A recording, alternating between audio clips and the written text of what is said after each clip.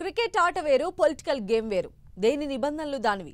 అభిమానం ఓట్ల రాజకీయాల్లోకి తర్జుమా కావడం ఆషామాషి కాదు. సినీ అభిమానులైనా క్రికెట్ మైదానంలో హోరెత్తించే ప్రేక్షకుల అభిమానమైన ఓటుగా మారడం అంత సులభం కాదు. రాజకీయ రంగ ప్రవేశం చేసి వైఫల్యాలను మూటగట్టుకున్న మన ఆటగాళ్లను చూస్తే పొలిటికల్ గేమ్ నాట్ ఈజీ అని అర్థమవుతుంది. పిచ్ పై వచ్చిపడే బౌన్సర్లు, యార్కర్లతో పాటు డకౌట్ అయ్యే అవకాశాలు ఇక్కడ ఎక్కువే.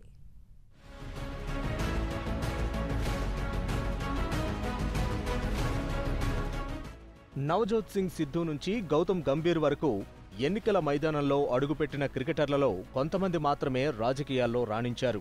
పటోడీ తర్వాత రాజకీయాల్లోకి ప్రవేశించిన కీర్తి ఆజాద్ పొలిటికల్ కెరీర్ కాస్త మెరుగనే చెప్పాలి. ఆరంభంలో బీజేపీలో చేరిన కీర్తి ఆజాద్ ఈ ఏడాది ఆరంభంలో కాంగ్రెస్ కండువా కప్పుకున్నాడు. 3 సార్లు లోక్సభకు ఎన్నికయ్యారు. నవజోత్ సింగ్ సిద్ధు 2004లో బీజేపీలో చేరి అమృత్సర్ నుంచి ఎమ్మెల్యేగా ఎన్నికయ్యారు.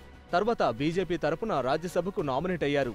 2017లో కాంగ్రెస్ గూటికి చేరి ప్రస్తుతం పంజాబ్ ప్రభుత్వంలో మంత్రిగా ఉన్నారు.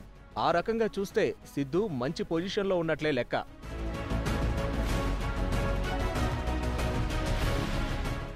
రాజకీయాల్లో చేరినా పెద్దగా వినిపించని మరో పేరు మనోజ్ ప్రభాకర్. 2004లో కాంగ్రెస్లో చేరిన మనోజ్ ప్రభాకర్ అదే ఏడాది లోక్సభ ఎన్నికల్లో ఢిల్లీ పార్లమెంట్ స్థానానికి పోటీ చేసి ఓడిపోయారు. ఆ తర్వాత పాలిటిక్స్ నుంచి విరమించుకున్నట్లు తెలుస్తోంది. ఈ వరుస రాజకీయాల్లో చేరిన మరో ఫేమస్ క్రికెటర్ అజరుద్దీన్. 2009లో కాంగ్రెస్లో చేరిన అజరుద్దీన్ ఉత్తరప్రదేశ్లోని మొరాదాబాద్ నుంచి లోక్సభకు ఎన్నికయ్యారు. ఆ తరువాత 2014లో ఓడినా కాంగ్రెస్లోనే కొనసాగుతున్నారు. తిరిగి మరోసారి బరిలో నిలిచేందుకు ప్రయత్నాలు చేస్తున్నారు.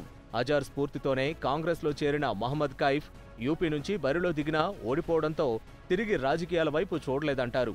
ఈ పొలిటికల్ క్రికెటర్ల పోకడలను గమనిస్తే ఎక్కువ మంది తమ కెరీర్ ముగిసిన తరువాత బీజేపీ వైపే చూస్తున్నట్లు తెలుస్తోంది. అయితే సిద్ధు, కీర్తి ఆజాద్ మాత్రం ఆ తర్వాత కాంగ్రెస్లో చేరి మంచి పొజిషన్లు అందుకున్నారనుకోవాలి.